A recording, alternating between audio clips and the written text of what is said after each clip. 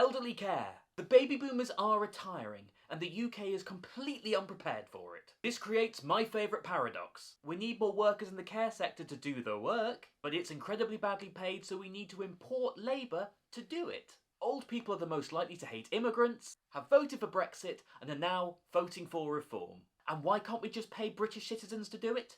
Because they don't pay enough money. Can't we just increase the wages? Estimated annual residential care currently costs £54,000 a year, with nursing care costing around £71,000 a year. And those numbers are from 2023, so we can increase their wages, but it will create a huge inflation spike in elderly care, which either has to be paid for out of the old person's estate or out of the government's pocket. And here's where it gets even worse. House prices are set by supply and demand, right? So let's say in 10 years' time the market is flooded by old people selling their homes to pay for their elderly care.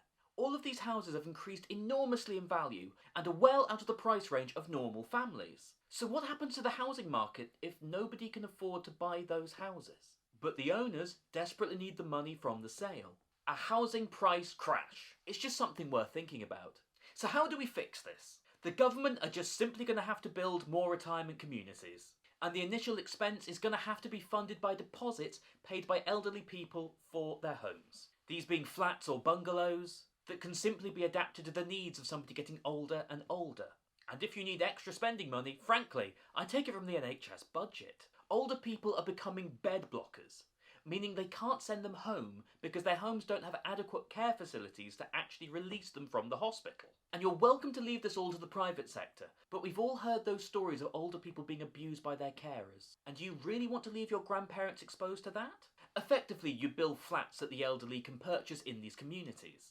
You'd then make selling their home a tax-free experience, allow them to bank the profits, and after they've bought the flat, budget from there. And once you've passed on, the families can sell the flat to the next generation. It's not dissimilar to things we have currently, we just need more of them and better. But if elderly people have nowhere to go, they just stay in their houses that aren't suitable for their needs, and in-home elderly care is incredibly expensive, and frankly impractical for them. And I say this as someone who's already a part-time carer for an elderly parent.